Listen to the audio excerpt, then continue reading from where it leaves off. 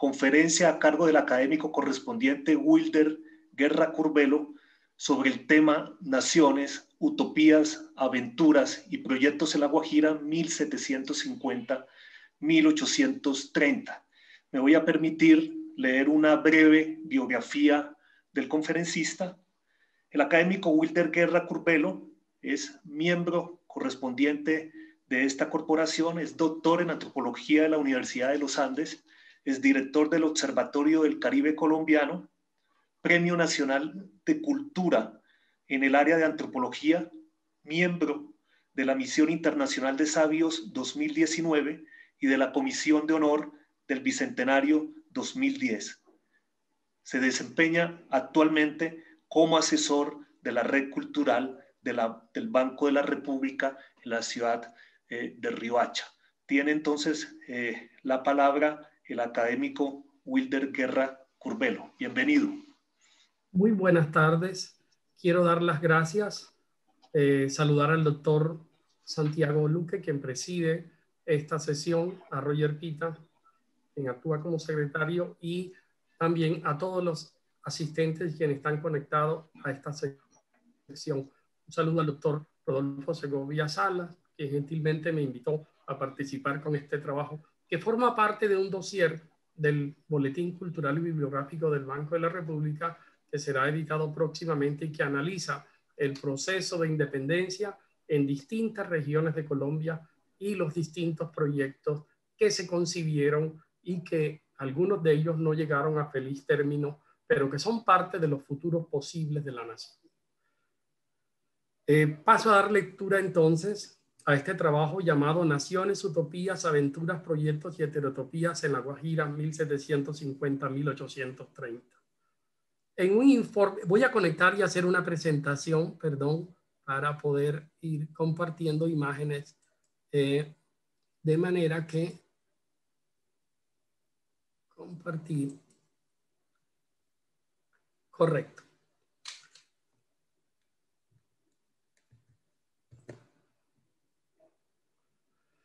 En un informe presentado por las autoridades españolas y fechado en marzo de 1760, se destaca con amargura la visita formal que hizo en 1752 el indio Toribio Caporinche, capitán de una extensa parcialidad guajira y poseedor de numerosas cabezas de ganado, a la isla de Curazao, en donde fue recibido a su ingreso con una salva de 15 cañonazos propia de un alto dignatario extranjero, y los mismos honores se le hicieron a su salida.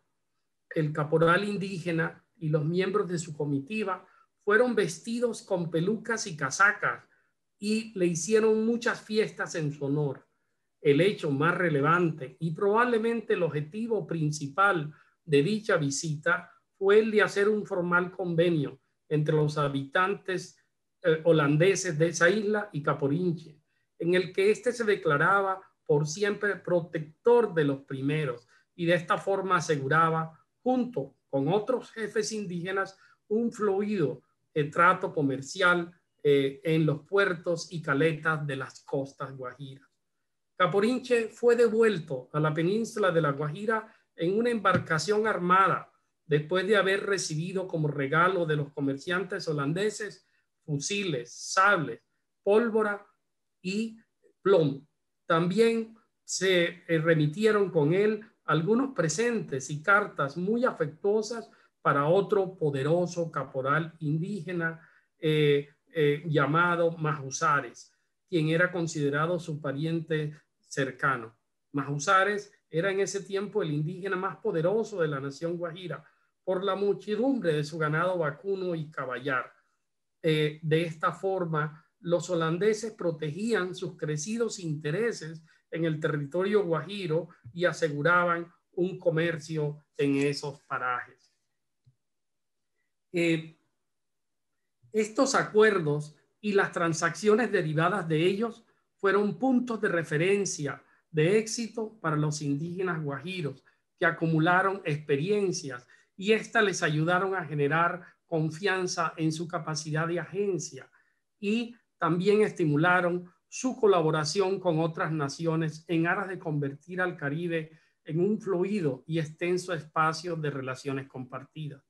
Las experiencias acumuladas generaron a su vez futuros posibles, pues como lo ha afirmado Reinhard Koselleck, lo que caracteriza a la experiencia es que está saturada de realidad, al elaborar acontecimientos pasados que pueden tener presentes.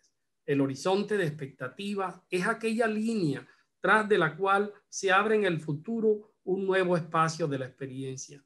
De esta manera, la historia concreta se madura en medio de expectativas, determinadas experiencias y determinadas expectativas.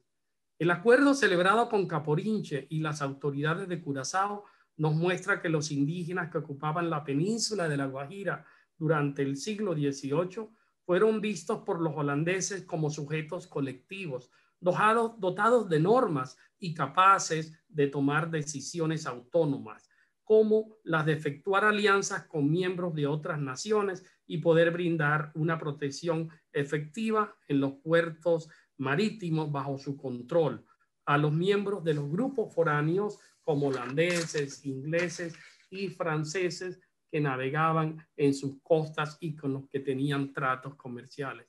Hoy no disponemos de documentos escritos tales como manifiestos, acuerdos o proclamas que nos permitan examinar la perspectiva indígena sobre sus relaciones con otras naciones y su propio horizonte de expectativa acerca de su territorio y de la autonomía que ejercían dentro de este.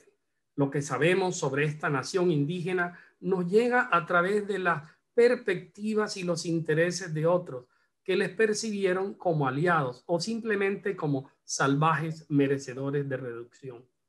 Dada la situación estratégica de la península en la parte más septentrional de Sudamérica y su privilegiada posesión geográfica respecto de distintas posesiones coloniales, su territorio y sus habitantes formaron parte de utopías, aventuras y proyectos políticos, algunos de ellos antagónicos. Todos estos se dieron bajo la incertidumbre.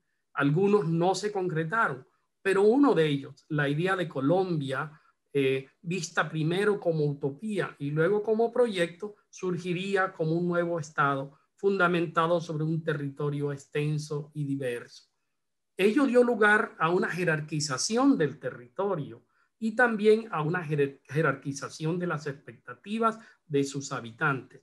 Las redes políticas y comerciales de naciones como la de los guajiros, la importancia otorgada a su territorio y sus aspiraciones quedaron subordinadas a los planes y proyectos que lograron imponerse como nacionales. Naciones. En el último periodo del virreinato de la Nueva Granada, especialmente entre 1769 y 1776, se condujeron vigorosas campañas militares contra los indígenas guajiros situados en las fronteras de su jurisdicción. Gran parte de su estrategia se basaba en el control de los puertos marítimos y en aislar a los indígenas guajiros de sus socios, como los habitantes de los cayos franceses, las islas holandesas en el Caribe, las posesiones inglesas como la isla de Jamaica y Trinidad. Un componente importante del plan de pacificación dirigido por Antonio de Arévalo fue el levantamiento de pueblos en el norte de la península y otros asentamientos estratégicos situados en el interior, con miras a proteger rutas vitales como la que conducía de Riohacha a Maracaibo. La mayor parte de estos asentamientos fueron destruidos en los años siguientes a su fundación. Se denuncia con inocultable indignación cómo las balandras inglesas son aprovisionadas en las costas guajiras de mercaderías tales como palo Brasil, cueros, mulas, caballos, cebo, tabaco, cacao y otros frutos. La presencia inglesa era en extremo inquietante en la península, pues no solo vendían armas de fuego a los indígenas guajiros, sino que, según René de la Pedraja, se temía Se temía que se creara un protectorado inglés sobre la Guajira, como en efecto lo hicieron en la costa de Mosquito. Los guajiros eran percibidos como miembros de una nación bárbara por las autoridades hispanas, pero distantes, pero dotados con un grado de autonomía que les había permitido conformar extensas redes de comercio y alianzas políticas con miembros de diferentes naciones europeas en el ámbito del Caribe insular.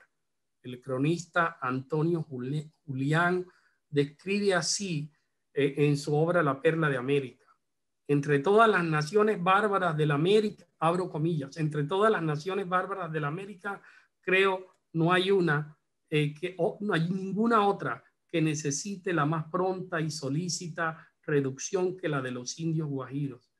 Es ella una nación belicosa y valiente, y en medio de su barbarie es muy civil con los extranjeros, con quienes tiene casi continuo comercio. No son pobres y miserables como son regularmente los otros indios.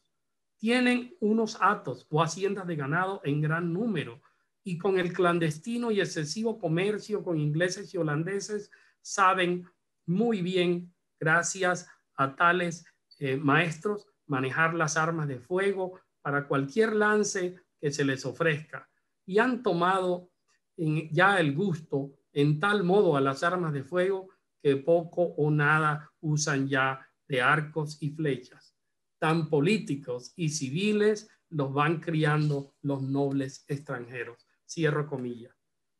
La lucha de estas parcialidades indígenas frente a la injerencia de las autoridades hispanas en sus tratos bastaba o buscaba la defensa de su manera de vivir, el control de sus territorios, puertos marítimos y la preservación de sus alianzas políticas con naciones distintas a la española, con las que mantenían fluidas redes de intercambio.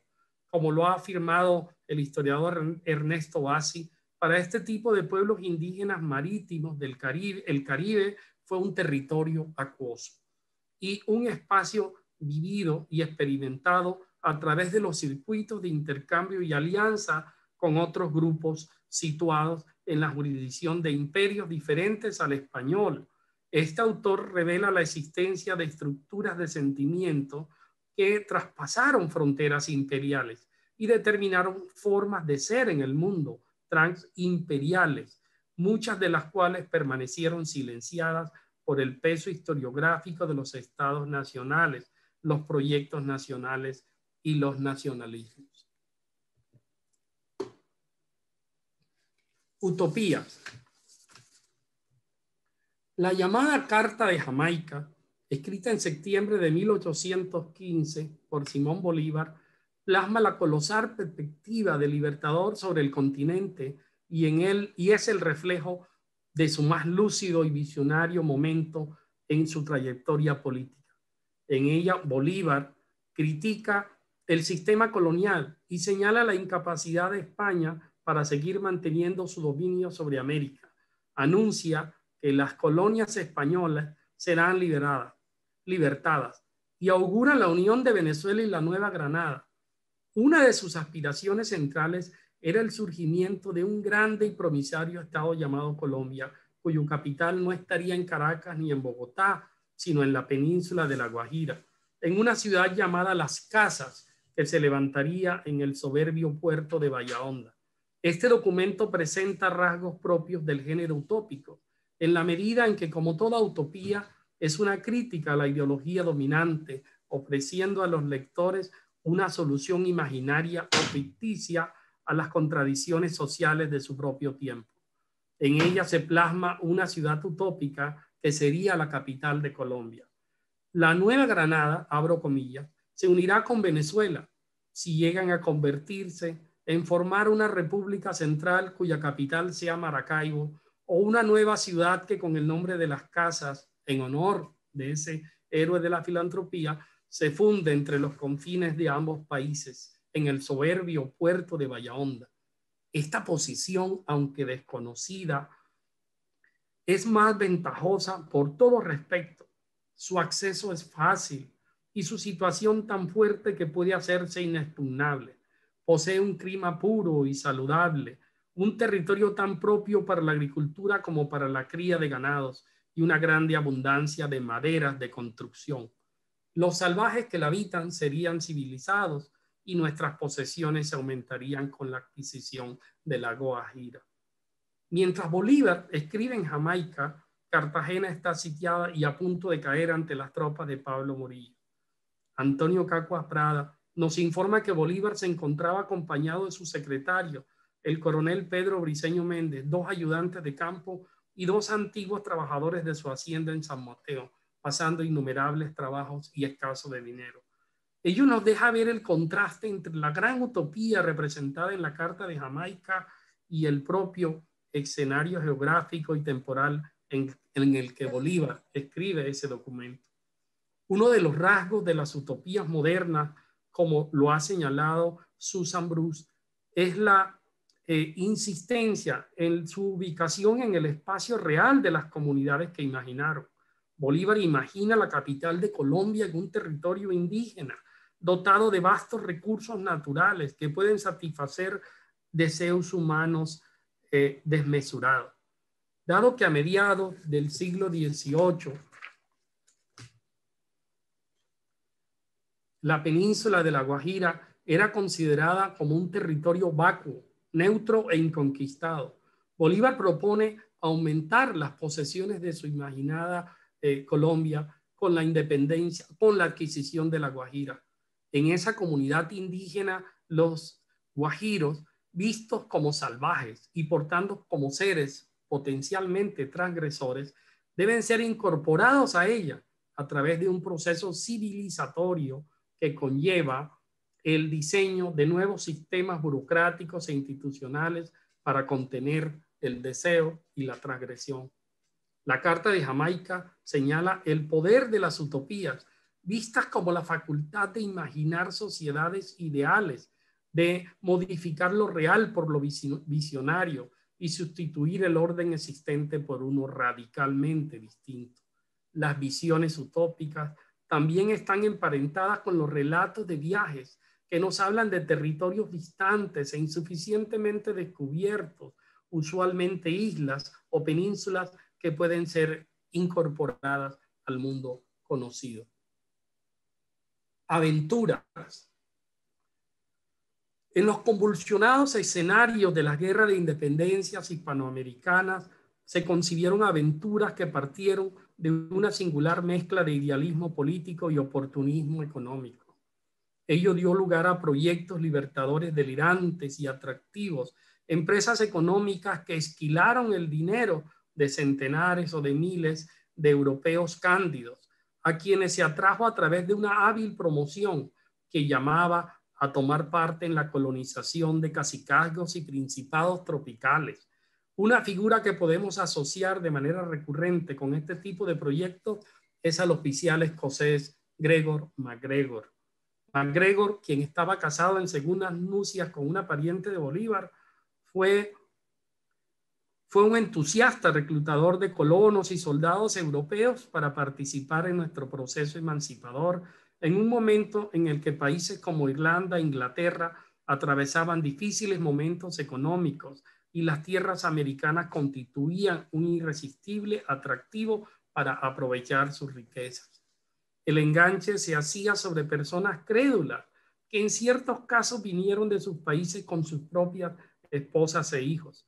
MacGregor les prometió a 1,608 colonos y militares establecidos en el istmo del Darién, sobre el cual afirmaba tener derechos por haberse casado uno de sus antepasados con la hija del emperador de los incas, en virtud de la cual este oficial escocés heredaba el título de inca y también dicha comarca. La propaganda que desplegaba en los periódicos de Inglaterra con sus ilustraciones y mapas contribuyeron efectivamente a obtener financiación y a la incorporación a su causa de seguidores incautos. Encontrándose en Portobelo en 1819, MacGregor declaró haber recibido un mensaje secreto de los líderes del movimiento independentista de Riohacha, para que desalojara de esta ciudad a los españoles y tomara dicha plaza en nombre del bando republicano. Organizando sus tropas y embarcaciones en Haití, el oficial escocés se autodesignó como capitán general y comandante en jefe de las fuerzas navales y de tierra de la Nueva Granada. Los 900 oficiales y soldados reunidos para la operación sobre Riohacha habían disminuido por el descontento causado por la confusión, la escasa alimentación y la ausencia de pago a menos de 250 hombres. Las fuerzas de MacGregor partieron de Haití el 29 de septiembre de 1819 en varias naves y arribaron a las costas de Riohacha 6 días después. Según las autoridades locales, los hombres de MacGregor ocuparon la ciudad y la sometieron a varios saqueos. En vista de ello, sus autoridades y algunos habitantes llamaron en su auxilio a los indígenas guajiros, que bajo el mando de Miguel Gómez derrotaron a esta fuerza, les tomaron prisioneros y recuperaron la ciudad el 11 de octubre de dicho año. MacGregor huyó, dejando abandonado a su improvisado ejército. Los prisioneros eran en su mayoría irlandeses, escoceses e ingleses, pero también se encontraban alemanes, suecos, un portugués, un norteamericano de apellido Fitzgerald y el capitán del buque que era de Curazao. Los detenidos declararon en un memorial dirigido a las autoridades españolas que habían sido víctimas del engaño por parte de MacGregor, pues su deseo no era luchar contra España, que al abandonar su país lo hicieron bajo la intención de establecer un derecho y no una conquista y colonizar la bahía de Caledonia. En prueba de local trajeron a sus mujeres y familias. El virrey Sámano ordenó el 30 de octubre desde Cartagena que todos los que estuviesen heridos o sanos fuesen pasados por las armas inmediatamente, sin oír recurso alguno ni exceptuar más personas que a las mujeres. El gobernador de Riohacha, José Solís, informó en noviembre que a pesar de la súplica de los prisioneros y de la resistencia de la gente de Riohacha y de Valledupar a participar en las ejecuciones, 155 de ellos fueron fusilados a altas horas de la noche en sus propios calabozos. Otros 60 ya habían muerto en los combates que antecedieron a su captura. Después de huir de las costas guajiras, MacGregor concibió otros proyectos delirantes, ampliamente promovidos en los medios impresos de Inglaterra y Francia, como el famoso Principado de Poyais, situado en la costa de Mosquito, con el que supo despojar a ambiciosos prestamistas europeos de la suma de 200,000 libras esterlinas. MacGregor, empero, no solo prometió tierras y riquezas a sus hombres, sino que también ofreció gloria, reputación y ascenso social. Para ello, dispensó generosamente ascensos en altos grados como generales y almirantes, al mismo tiempo que otorgaba sus propias condecoraciones conocidas como la Orden de la Cruz Verde. Matthew Brown ha señalado que en ello interviene también una noción de la masculinidad, alejada de la cobardía, en la que el soldado héroe no eludía el riesgo ni el peligro y buscaba obtener ganancias para su honor y para su propia patria. El paisaje americano, lleno de peligros, como fieras, enfermedades e indios bravos, era enfatizado en las narraciones con el fin de destacar los propios logros al sobrevivir y regresar a casa más varoniles como un resultado de la aventura. Como lo ha señalado Nerlis, la aventura puede ser vista como una compulsión que surge de una necesidad social. La conquista y otros sucesos de América hicieron posible el curioso fenómeno de la revitalización de unos ideales olvidados, pues aquella fue la época de la caballería andante de la plebe. A todo ello contribuyó el llamado capitalismo impreso a través de formas literarias para el nuevo mercado de masas como la firma Benedict Anderson. Los materiales impresos alentaron la adhesión silenciosa a causas distantes que ganaban simpatizantes entre un público invisible desde muy lejos. Proyectos.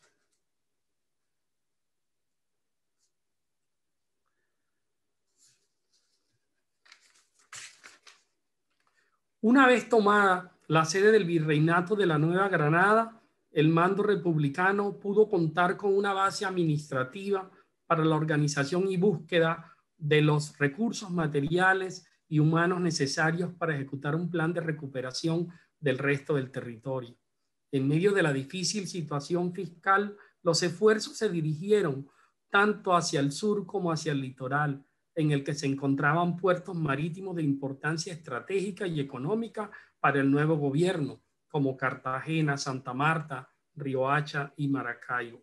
Simultáneamente, ello implicaba afrontar un reto mayor, y era el de la puesta en marcha de un nuevo Estado conformado por entidades coloniales administrativas distintas, como lo eran Venezuela, Quito y la Nueva Granada, bajo el nombre de Colombia, un proyecto proveniente de oficiales venezolanos.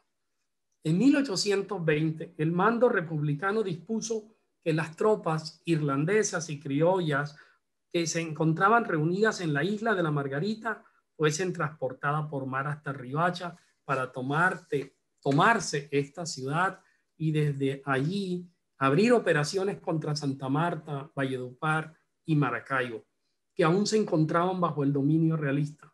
Bolívar designó al coronel Mariano Montilla para comandar las operaciones terrestres y al almirante Luis Brión para organizar un transporte por mar. Riohacha había jurado la Constitución de Cádiz en octubre de 1812 y había conservado una relativa estabilidad desde entonces.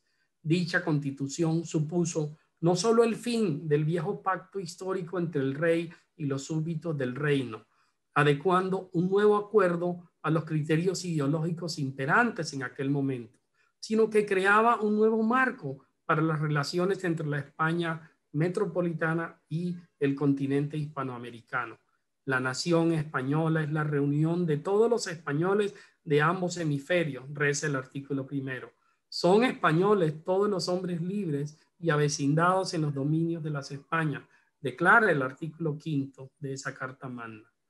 El 12 de marzo de 1820, la Armada Republicana fondió en el puerto de Riohacha pidiendo la rendición del gobernador español José Solís, quien no opuso una firme resistencia y junto con algunos vecinos abandonó la ciudad. Esta decisión contrastaba con la posición asumida por algunas parcialidades indígenas guajiras, como la de Miguel Gómez, que ofrecieron una resistencia pertinaz y sangrienta, causando numerosas bajas entre los expedicionarios extranjeros. Sus seguidores atacaron a las patrullas rezagadas, conformadas principalmente por irlandeses, y se tomaron los estratégicos caminos que comunicaban a Riohacha con las ciudades de Valledupar y Maracaibo. El teniente irlandés Francisco Burdett O'Connor narra en sus recuerdos cómo en la población de Fonseca, un territorio bajo la influencia de Miguel Gómez y en donde los republicanos habían fusilado al hijo de este jefe indígena, un grupo de ingenieros alemanes que iban a la vanguardia para reconocer el camino fueron emboscados en las calles de dicha población. Todos los hermanos murieron en la acción y sus cuerpos fueron horriblemente mutilados. Investigadores como el noruego Steinar Saer se han preguntado si ¿eran ignorantes los indígenas al no aceptar el bando republicano? ¿Tenían algo que ganar en el régimen monárquico? ¿Reflejaba esto una opinión popular favorable hacia los realistas en sus provincias? ¿O como lo ha afirmado Gutiérrez con respecto a los indígenas de pacto, existía un temor a un nuevo orden liberal republicano que amenazaba con destruir algunas de las instituciones corporativas que constituían su entorno y el único dispositivo seguro de protección social? De hecho, en las poblaciones del Molino y Villanueva, el cacique Canopán se decidió por el bando republicano y se enfrentó con las fuerzas de Miguel Gómez.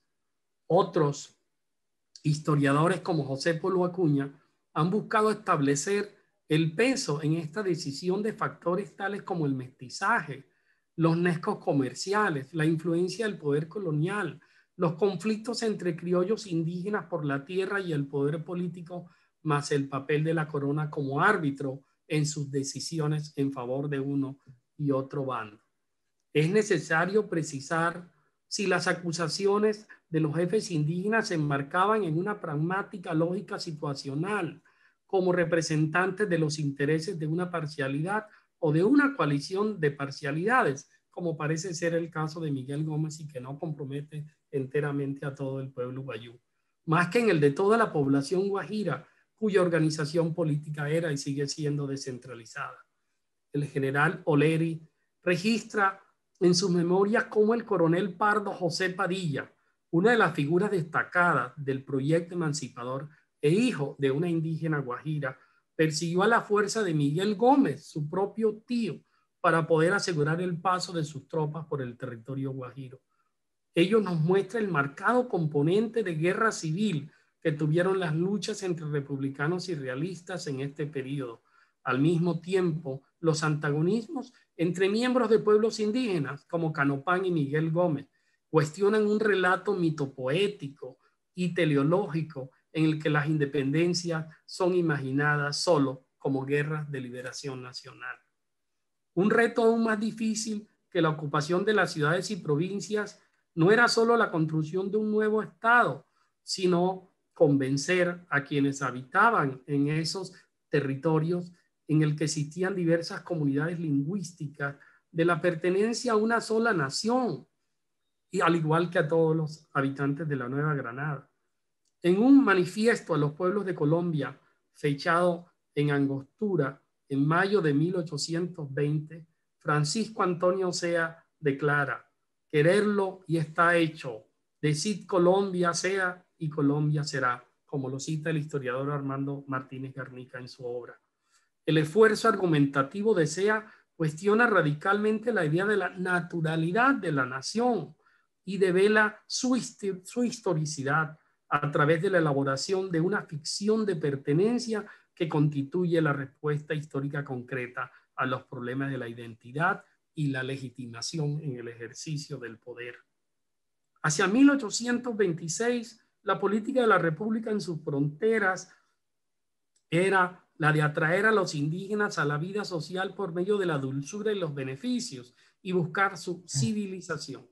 Una ley aprobada por el Congreso en mayo de ese mismo año contemplaba en su artículo primero que las tribus indígenas que habitan las costas de La Guajira, Darién y Mosquitos y los demás no civilizados que existen en el territorio de la República serán protegidas y tratadas como colombianos dignos de la consideración y especiales cuidados del gobierno.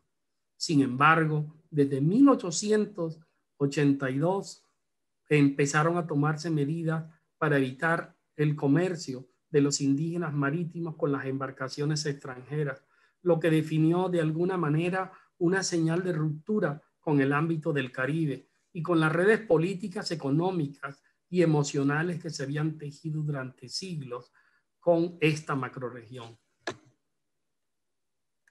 Heterotopías. Las naciones se construyen en momentos históricos concretos y son el fruto de condiciones históricas determinadas que las hacen viables y perdurables, sin llegar a ser inmutables. Sin embargo, el campo de su consolidación como identidad colectiva no es uniforme. Ellas dependerán, o ello dependerá, de la diversidad de pueblos y de la extensión geográfica, lo que puede conllevar un proceso de larga duración. El territorio ocupado por la nación guajira fue dividido después de 1830 por dos repúblicas, Colombia y Venezuela, las que se definieron también como naciones distintas. Colombia buscó, al igual que las autoridades coloniales hispanas, cortar las antiguas redes de intercambio de los indígenas guajiros con las posesiones de otras naciones europeas en el Caribe. Y la península pasó de ser el lugar central en donde Bolívar concibió erigir la capital de una nueva república a ser una frontera remota de Colombia. Autores como Tomás Peras Viejo han afirmado que la historia de cada nación es un cementerio de naciones posibles. Por tanto, por tanto, de otras comunidades imaginadas, naciones perdidas en algún momento del camino de la historia. Los cementerios constituyen, según Foucault, las heterotopías por excelencia, en el sentido en que son contraespacios de la otredad que impugnan de manera mítica o real el espacio en que vivimos. Estos contralugares, como La Guajira, son considerados hoy la pesadilla del centro de la República, que se ha impuesto la persistente tarea de incorporarla a la nación y a la modernidad, proceso que aún hoy puede considerarse inconcluso. Serge ha considerado que estos territorios como La Guajira y como lo muestra la representación dominante sobre este territorio, pueden corresponder a territorios salvajes, fronteras y tierras de nadie, habitados por seres romantizados por la literatura, que habitan el ámbito de lo salvaje y se encuentran al margen de la historia y quedan ubicados todavía por fuera del dominio de lo nacional. Podemos preguntarnos hoy, ¿cuál es el lugar de esos futuros del pasado? ¿En dónde podemos situar hoy las expectativas del jefe indígena Caporinche y de la nación Guajira en el momento en que se llaman una alianza formal con las autoridades y comerciantes de Curazao? ¿Qué hacer con la idea o el temor de la constitución de un protectorado inglés en la península? ¿Qué lugar otorgamos hoy a la ciudad utópica de Bolívar en Bahía Honda? Estas experiencias y expectativas, aunque desechadas por los nuevos estados, no desaparecen del todo en el tiempo, pues pueden coexistir y persistir bien como embriones que albergan una potencialidad creadora y o también como fantasmas perturbadores que dan origen a nacionalismos periféricos. Ellos no son la pesadilla de la nación, sino una reserva de su imaginación. Muchas gracias.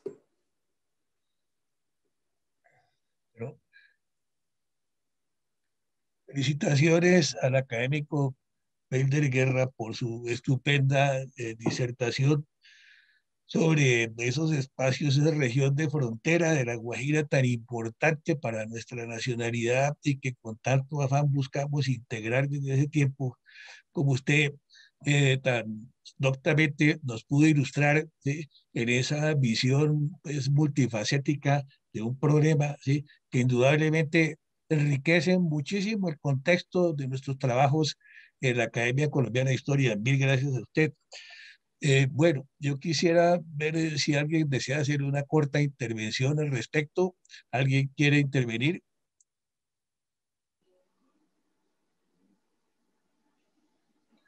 Al académico Carlos Rodado Noriega, por favor, Santiago, desbloquearle el micrófono. El académico Carlos Rodado. No se escucha, Carlos. Por favor, prender el micrófono. Santiago. Bueno, ahora sí yo creo que me escuchan, ¿verdad? Ya te escucho. Bueno, en primer lugar, felicitar de manera fervorosa, efusiva, a Wilder Guerra por esta magistral conferencia que nos ha pronunciado hoy y sobre todo con el orden que lo caracteriza. Nos ha hablado con una claridad y nos ha ilustrado muchísimo. Yo, en aras de hacer una corta intervención, quiero hacerle una pregunta a Wilder, sobre todo porque él ha investigado mucho este tema y seguramente tiene muchas referencias. La utopía de Bolívar, ¿no?, de colocar la capital de las dos, de lo que hoy son dos repúblicas, Colombia y Venezuela, allí en Bahía Honda, ¿es realmente una utopía o Bolívar, que no era precisamente ese tipo de pensador, no saturado de utopía, sino un hombre muy pragmático? Lo demostró pues en todos sus documentos. Ese de 1812 de Cartagena es clarísimo, donde él precisamente ataca las utopías. ¿No habría sido de pronto una oportunidad para que la capital de Colombia, como la de la mayoría de los países, ¿no?, de América, estuviese situada en una región costera o costanera. Porque no quiero decir que el hecho de estar en el centro sea el problema, o que haya sido la causa de problemas en Colombia. No, yo creo que hay también razones, ¿no?, históricas, políticas y económicas por las cuales la capital quedó en Santa Fe. Pero yo creo que Bolívar estaba pensando en que si colocaba la capital en ese sitio, lograba unificar las dos repúblicas, que era siempre el sueño de él, ¿no? Él siempre pensaba en la unión para combatir a los españoles, y además en tratándose de poblaciones indígenas de uno y otro lado de lo que hoy es la frontera. Hoy es la frontera, pero como decía Churchill, las fronteras son las cicatrices de la historia. Hoy los guayú no se sienten como miembros de una u otra república, sino se sienten como miembros de una comunidad. Mi pregunta, Wilder, la resumo en una frase, ¿no? Las utopías no son la materialización de las realidades y del progreso. Gracias, doctor Rodado. Un placer escucharlo. Sí, comparto mucho con usted. Lo que Bolívar vislumbraba al pensar esa ciudad en el soberbio puerto de Bahía conjugaba dos de sus intereses más grandes. Uno, consolidar la unión de esos dos territorios de Venezuela, pero también de la Nueva Granada en ese momento, en un lugar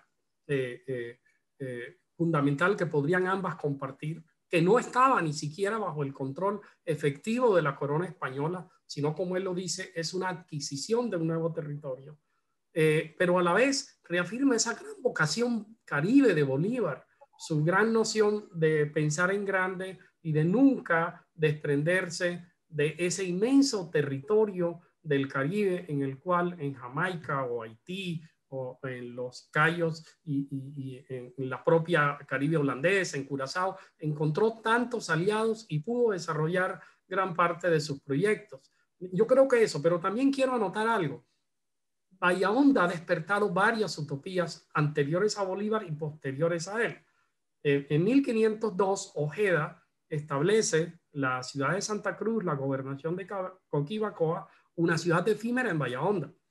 En 1750, Fernando Ruiz de Noriega, el gran asentista de negro que se le da capitulación de conquista y poblamiento de La Guajira en una época tan tardía, proyecta la ciudad de Bahía Honda y pide a la corona 100.000 marinos para construir la fortaleza. Era algo realmente súper utópico, nunca se llevó a cabo. Pero después de Bolívar, un general venezolano presenta al Congreso de Venezuela el famoso Plan Millares, en el cual pide que Venezuela desarrolle un inmenso proyecto en La Guajira, pero no tenían la certeza de si realmente estaba en su jurisdicción, por lo cual el Plan Millares quedó en papel y forma parte de la historia de las utopías sobre Bahía Honda. De todas maneras, las utopías siempre despiertan esa imaginación y no las desecha la historia, quedan almacenadas como esas reservas de la imaginación. De manera que ese sueño de Bolívar siempre estará latente, flotando sobre nosotros como parte de ese patrimonio imaginativo de la nación colombiana. Y gracias, académico Wilder Guerra, por su diáfana explicación. ¿Alguien más desea preguntar algo o alguien más desea intervenir? Sí, presidente. El académico Orestes Zuluaga tiene la palabra. Sí, señor presidente, muchas gracias. Para felicitar al historiador Wilder Guerra por su magnífica conferencia y sobre tanta información que nos ha dado sobre lo sucedido desde la época de la conquista en esa región del país. Pero yo quisiera preguntarle algo porque vemos desde el interior de la República que esos indígenas que fueron comerciantes, que fueron negociantes, que tuvieron tanta capacidad al principio de la conformación de esas comunidades desde la época de la colonia, que fuera de eso son los indígenas más elegantes y más arrogantes que se conocen en el país, ¿por qué con el tiempo se ven tan diferentes a los indígenas del sur del país que también sufrieron persecuciones, inclusive de los mismos fundadores de la República, y se ven más prósperos y como con mejor futuro?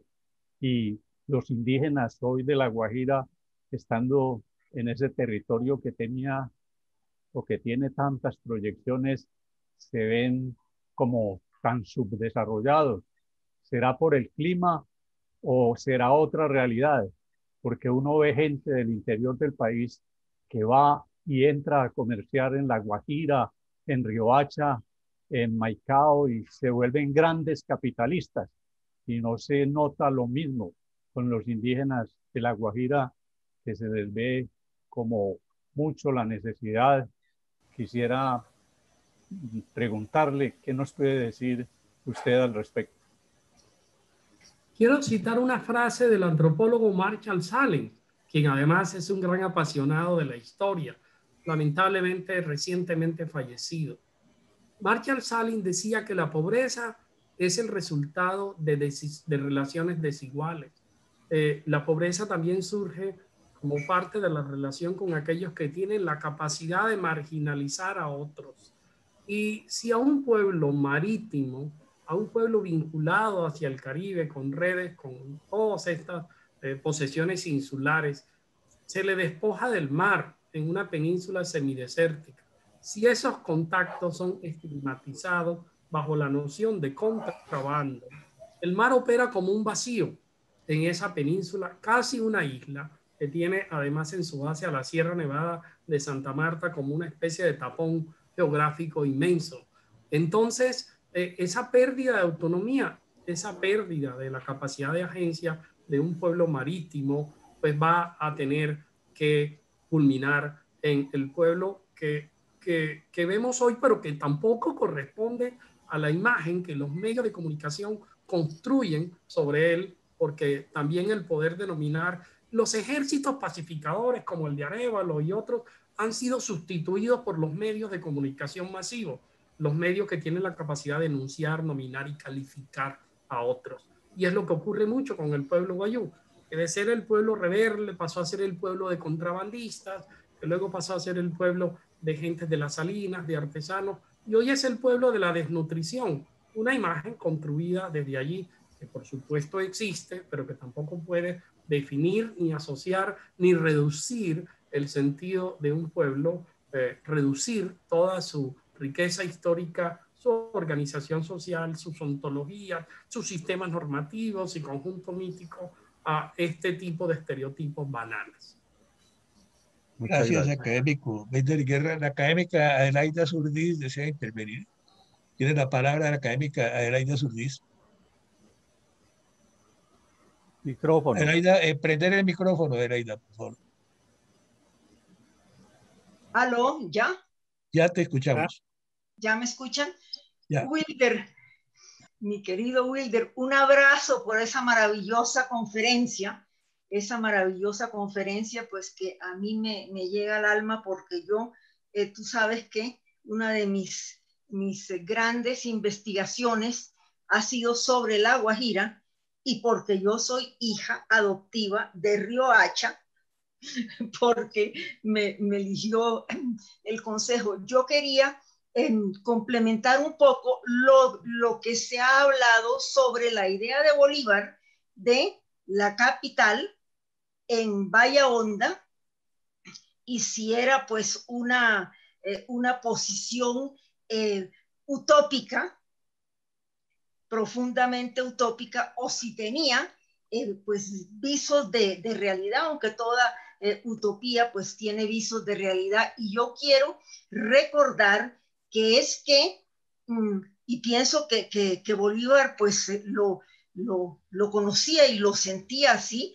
He encontrado una carta de Bolívar a Santander poco tiempo antes de su muerte, en que, hablando sobre la república, cuando ya pues Colombia estaba completamente disgregada, hay un momento en que le dice, esta no es una patria boba, es una patria caribe, es una patria caribe.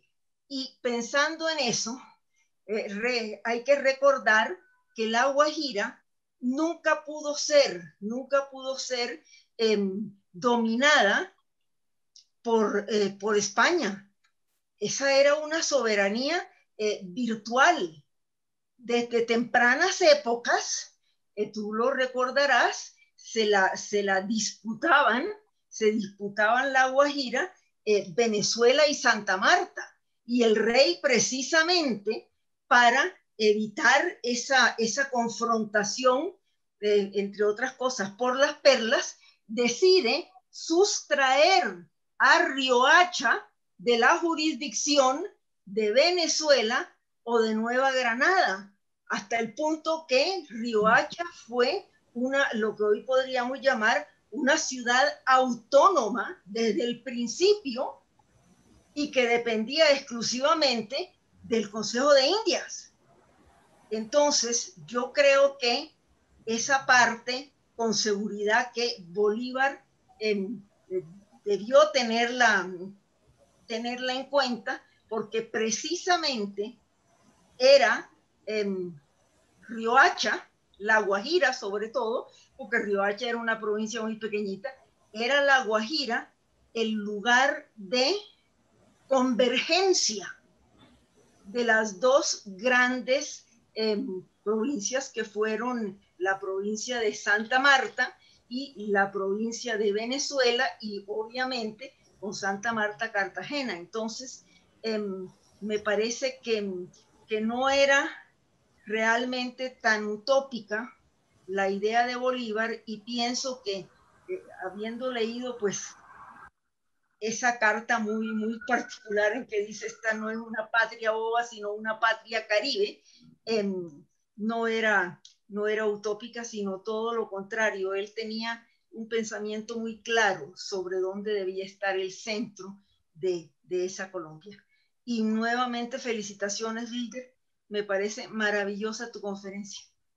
Muchas gracias, Adelaida. Siempre es un placer leerte y escucharte. Hay mucho de ti en lo que escribo, por supuesto. Cómo no leer con detalle todos los diarios de Arévalo, cómo no leer todo eso. Sí, esa expresión de Bolívar fue fascinante en la carta con Santander, en donde dice nuestra patria es Caribe y no boba. Y lo dice con ese vigor, con ese énfasis. De hecho, el historiador Ernesto Bassi va a sacar un artículo justamente sobre eso, que acompaña el mío en el Boletín Cultural y Bibliográfico sobre esto. En realidad yo pienso que Bolívar sí pensaba sinceramente en construir esa ciudad y en hacerlo. Las circunstancias no lo hicieron posible, y hoy es utópica en el sentido en que jamás se realizó, jamás se llevó a cabo, no porque no hubiese las condiciones que realmente son maravillosas, las que tiene Bahía Honda, un puerto que cuando uno se para frente a él solo puede pensar en grande. No hay posibilidad de la mezquindad cuando uno se para frente a las costas de Bahía Honda. Entonces sí, lo comparto totalmente. Una última intervención, el académico Alberto Gómez Gutiérrez desea intervenir. Alberto, tienes la palabra. Mil gracias, Santiago. Un saludo muy especial a Wilder. Nos vimos en los años 90 con Egberto Bermúdez, que también está presente. Estuvimos allá cuando usted estaba en la Oficina de Asuntos Indígenas en la Gobernación. Tengo dos libros muy, muy bonitos que usted me regaló, muy especiales de esos días, Wilder. La conferencia es muy estimulante. Realmente, como decía Carlos Rodado, muy estructurada, y yo digo muy profunda. Naturalmente, pues sería fantástico que la pudiera profundizar aún más y tener un texto para verla en detalle.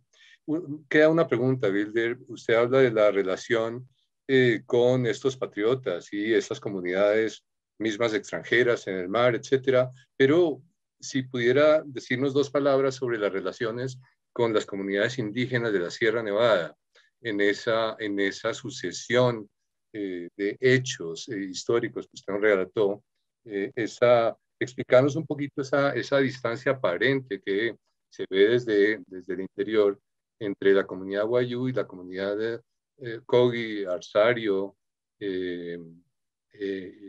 los mismos atanqueros.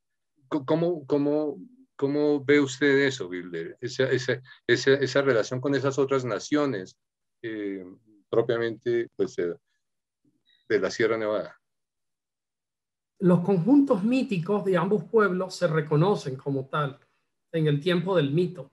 De hecho, una de las grandes figuras wayú, el hermano menor Símata, que era el que tenía la sal, y con la sal aparecen muchos relatos de la Sierra Nevada. Importante leer a Conrad Preuss, el famoso etnólogo, pero importante también el propio Jorge Isaac. Isaac, en su libro Las antiguas tribus del estado del Magdalena, en que sigo pensando que Colombia todavía no ha valorado a Isaac lo suficiente y solo lo vemos como el autor de la María, analiza las relaciones entre el pueblo Wiwa o Arsario y los Wayú hasta la indumentaria. Y los Wiwa le cuentan a Isaac: el traje que hoy usan los jefes Wayú era nuestro hace cierto tiempo. Y en fin, hay una relación que se ve desde lo arqueológico en una cantidad de piedras ceremoniales. Tuvieron un fluido intercambio y todavía lo tienen en materia de conchas marinas necesarias para elaborar el ayo. Tuvieron una serie de nexos a lo largo del tiempo. Pero en este caso queda claro que otros pueblos, como el caso de los indígenas del gran cacique Canopán, que estaban en la sierra de Perijá, que podrían ser o chimilas o de otro grupo, no podríamos afirmarlo con total certeza, pero eran los famosos indígenas del Molino, que esta vez tomaron el bando republicano y enfrentaron a aquellos bandos wayú, que no eran todos, aquellas parcialidades como la de Miguel Gómez, que habían adoptado, era la otra causa, la causa realista, que le daba quizá mayores garantías. Entonces sí, es una relación cambiante de flujos. Estos indígenas del Molino producían coca. Los wayú consumieron coca hasta el siglo XVIII. Hay evidencias y muestras del consumo de ayo en el mundo wayú, que luego desapareció y fue sustituido ya después por el comercio del ron occidental, pero nos muestra un escenario en el que coexistían estos grupos. La línea negra, con todos los puntos de pagamento que la sierra tiene, se superpone con el territorio wayú. Y entonces ahí hay unos espacios de encuentro, de tensiones, que también la hay, el gran respeto que los wayú sienten por el conocimiento que tienen los mamas de la sierra, el gran temor que los pueblos de la sierra sienten por la belicosidad de los wayú, ha marcado esas interacciones entre estos pueblos, pero es un trabajo que está por hacerse, yo diría, que está a la espera del trabajo histórico y etnográfico. Mil gracias, académico Wilder Guerra, de nuevo por su interesantísima exposición y pues contestación a todas las inquietudes de los académicos. Bienvenido usted y bueno, maravilloso su trabajo, sí, un gran entusiasmo también de mi parte por esa obra magnífica que usted nos presentó.